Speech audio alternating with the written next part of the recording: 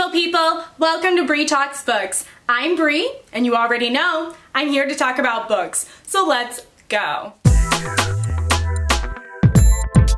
In today's video, I'm going to be wrapping up all the books that I read in the month of October. So I managed to read 4 books in total and started a couple more. Overall, I would say that it was an extremely successful reading month. I didn't get to all of the books that I had planned, but the ones that I did get to, I ended up really enjoying. So all the books I'm going to mention are 4 to 5 stars. So I'm considering that a success and I'm gonna take it. And with that, let's just hop right into the books that I read. The first book I want to mention is Blood and Honey by Shelby Mahurin. I am still currently reading this book, but I did manage to read about 300 pages in October. So this is a YA or new adult fantasy novel. It follows Lou. She is a witch and she has fled her coven. She's in hiding and the story takes place in France. It's like a historical French setting. So she's in hiding, trying to basically hide in plain sight. And in order to survive in the city, she's turned to thieving. And this is when she runs into our chasseur, Reed Diggory. And yes, I always think of Cedric Diggory. He is, like I said, he's a chasseur, so he's a witch hunter. This is a hate to love romance between the two. They end up having a thing happen, and because of this incident that occurs, they end up having to get married. So that's basically the premise of the first novel. This is the second one, so it picks up right where the first one left off. There's like a big action thing that happens. Not gonna mention it because of spoilers, but it picks up right there. This is very fast-paced, action-packed, following the same characters. Still lots of romance, witchy things, adventure. It's a lot of fun. I'm enjoying it. I would say that this is more so a romance book with a backdrop of fantasy. Just know that, like, going in, it's very much will they, won't they, angsty feelings and whatnot. So that has continued in this second book as well. But I'm really enjoying it. I gave the first one 5 stars, so hopefully this one does not disappoint. I have about 230 or so pages left, so I will be hopefully finishing it up this month. So getting into the books that I was able to finish in October, the first one I want to mention is A Secret History by Louisa Morgan. This is a multi-generational story following mothers and daughters who are descendants of Grandmere Ursule. So this is a historical fantasy novel. It kind of reads more like magical realism to me. It's yet again another witch story because October witches, of course, we love it. So like I mentioned, it follows these 5 generations of women, and it seems that the magic in their family line died with Ursule, even though she risked her life to save the coven as they were trying to flee from being burned at the stake. So as the story continues and the family grows, they discover that maybe magic isn't gone after all. So they continue practicing their rituals and doing their spell work and things like that to try and carry on what is left of like their witchcraft and keep it alive. So because of the multi-generational aspect, this story spans over a long period of time. It starts at the end of the 19th century in Brittany and goes all the way through World War II era London. Each of the generations' stories are their own separate part. So this kind of reminds me of an anthology because each part seems like their own separate novella. Due to the nature of like that structure, there were some stories that I liked more than others. The last one in particular though was my favorite. So that was the one that was World War II setting in London. This to me felt like Downton Abbey with witches. Like there were aristocrats and obviously all the different politics with the war and things going on, and then one of them discovering that, oh, she's a witch, and then that's a whole thing trying to survive and keep it a secret because witchcraft is obviously frowned upon and things like that. So overall, I really enjoyed this book. It was kind of a slower paced novel, definitely character focused. There wasn't a whole lot of action consistently throughout, but overall it still kept my attention and I was intrigued to figure out these different women and their traditions in their family.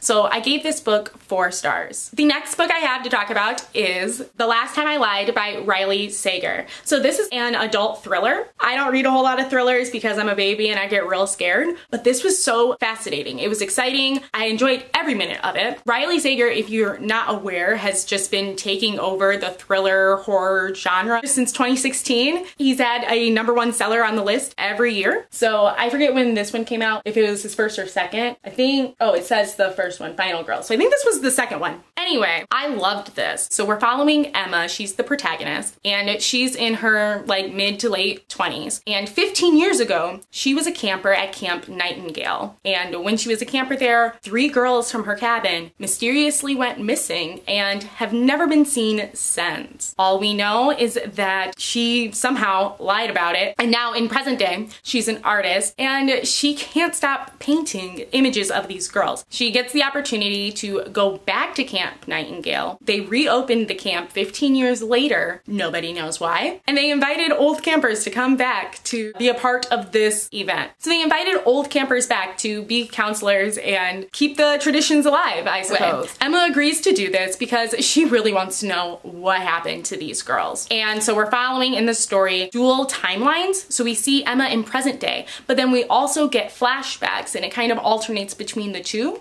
And so we're seeing how the girls ended up going missing and how Emma's trying to solve that mystery in present day. Like I said, this was extremely thrilling, quick page turner. I was on the edge of my seat the whole time wanting to know what happened. I was actually mad at myself that it took me quite a while to get through this book, and that's only because I kept waiting until it was way too late at night and I would read like 20 pages and then fall asleep. But that's on me. This was phenomenal. It gave me all of the camp vibes. Like, I grew up going to camp every summer, and so it brought back like a lot of memories for me and was just nostalgic in a way. Despite that, no one went missing as far as I know, but you get what I mean. It just has those summer camp vibes, and it was a great book for October because it was real creepy. So I gave this book 4.5 stars.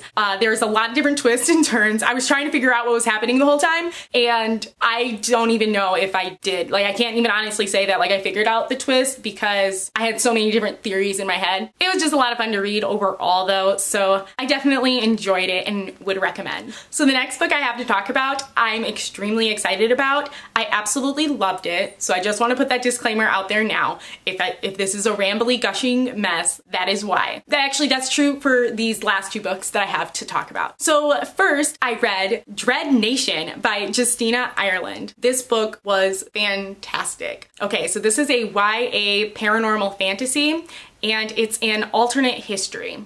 So the premise of this story is that the Civil War happened, so it's during that time period, and basically the Civil War was put on hold because, well, zombies started rising up from the dead. So in this alternate history, slavery has been abolished, but that's only because laws have been made so that Black and Native American people are responsible for being zombie hunters. So in this, we're following our main character, Jane, and she's a student at an elite combat training school, and she's training in order to be this zombie killer. So she's super dope, she's very intelligent, knows what she's doing, and like, don't mess with her. And she ends up being placed in this small rural town where zombies are about to seriously take over the whole thing and shut the place down. But no one really believes her or knows what's going on because nobody listens to the little black girl, even though like she was the one who was trained to do this and actually knows what she's talking about. It's in the South and it's still a whole lot of racism happening. This book touches on so many controversial concepts and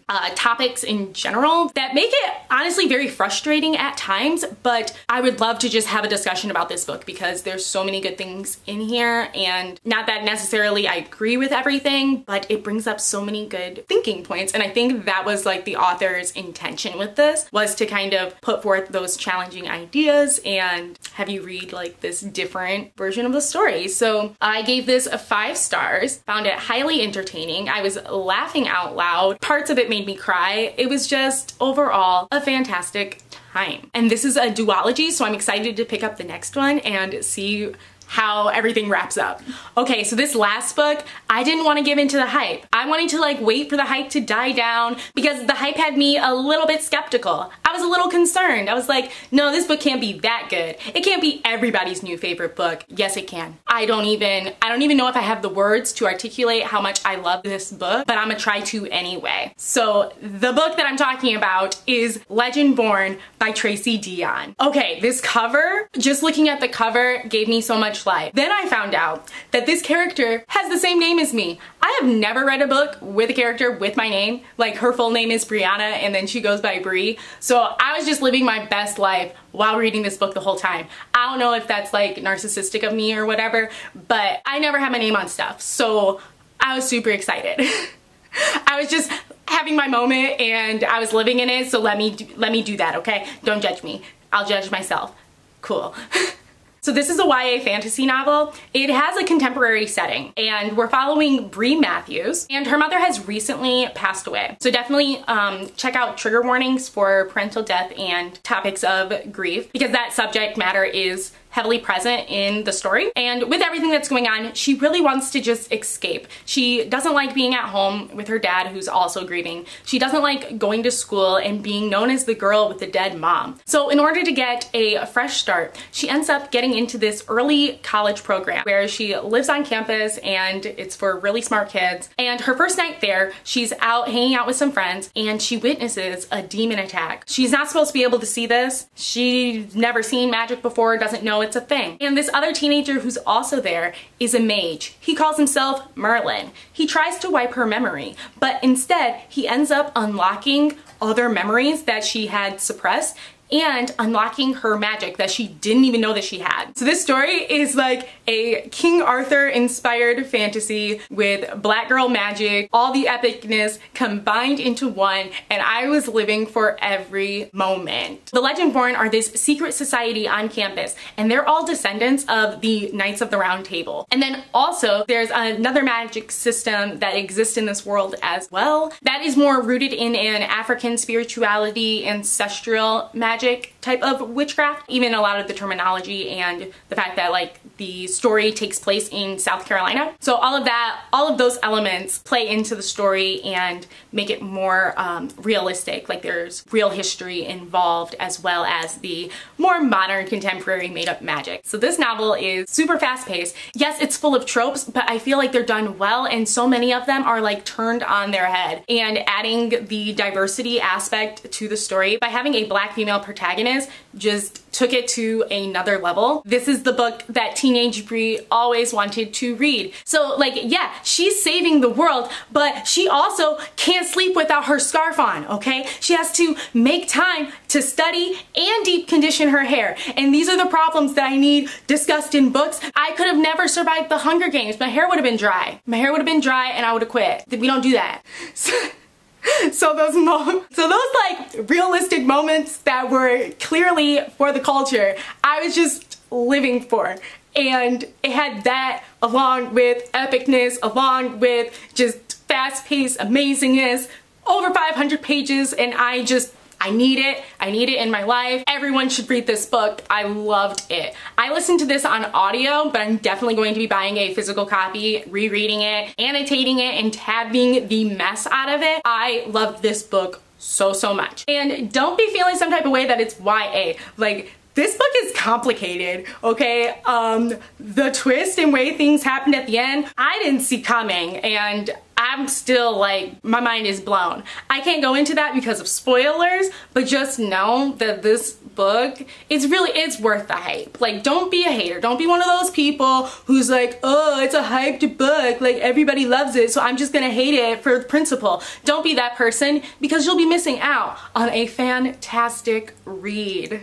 All right, everybody, those are all the books that I read in the month of October. Let me know down below if you've read any of these, if you're interested in picking any of them up, and if you have any other recommendations for me, please let me know down below. I'm always interested in checking out more books. That's all for now. See you next time. Like, comment, and subscribe if you want to.